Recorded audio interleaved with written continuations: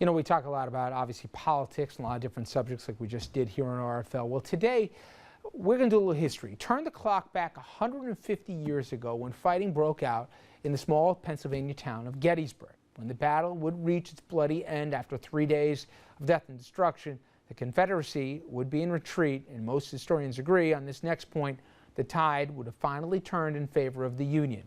Today's guides at Gettysburg, they focused on clashes of the second day of the conflict. And here, a portion of the battlefield known as the Devil's Den. Fighting, it had been so intense back in July 2nd, 1863.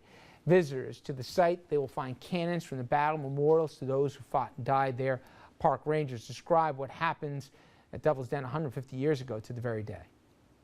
The 40th New York and 6th New Jersey continued to fire to plug this gap. It was understood that low ground for an attacker as an avenue of approach is advantageous because you can get under whatever cannons are at the top of the hill.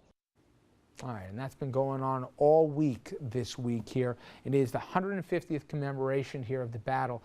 Now, we take a special look tonight at Gettysburg, the battle, the soldiers from New York and New Jersey who fought there, and the tremendous sacrifices that were made. Now, those sacrifices ultimately would help save the Union and bring an end to slavery. It was an epic battle fought over 3 days. It was a tragedy and a triumph that would eventually help reunite a divided country and change the world. And this week, the world is taking note.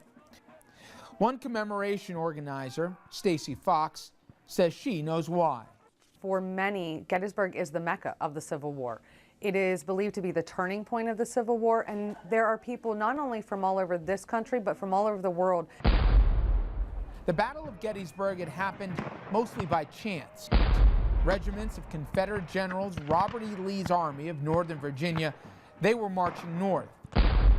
Regiments of Union General George Meade's Army of the Potomac marching south. It was inevitable that the forces would eventually meet. That it happened at Gettysburg, that was never expected. But it was a confrontation which would change the course of the war and American history itself. Max Kenney helps bring history to life by reenacting the battlefield maneuvers of New York's famous 67th Infantry Regiment. The original 67th New York, which was also called the 1st Long Island Volunteers, was formed up in Brooklyn in June of 1861, and they were enlisted for 3 years. And they served in the Army of the Potomac and fought at all the major battles that most people know of, such as Gettysburg, the Peninsula Campaign, Antietam, Chancellorsville.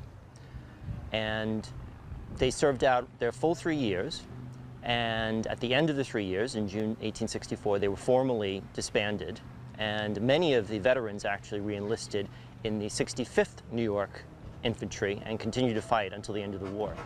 The Gettysburg National Military Park has events planned throughout this week as part of the 150th commemoration. And while visitors are encouraged to explore the park with its 1,300 plus monuments to those who lived, served, and died here, they also want them to remember that they are treading on hallowed ground. It's hallowed ground because in 1863 this battle fought here that involved over 175,000 men.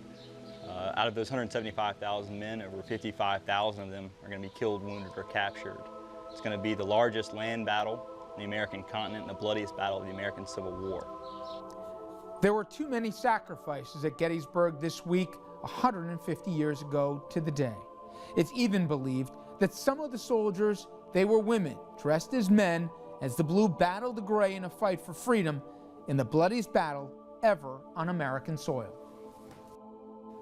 And tomorrow we will have more on those from New York and New Jersey who fought there. And then Thursday evening at 6 p.m. an RFL special tribute on hallowed ground, the commemoration of the 150th Battle of Gettysburg. We take you to the scenes of some of the heaviest fighting. We meet some of the folks, as I said, from our area who are in Gettysburg this week, reenacting some of those famous battles within a battle like Pickett's Charge. We'll take you to the very spot Abraham Lincoln delivered his immortal Gettysburg Address. Again, that is all on hallowed ground, the commemoration of the 150th Battle of Gettysburg this Thursday at 6 p.m. right here at RFL. We'll be right back.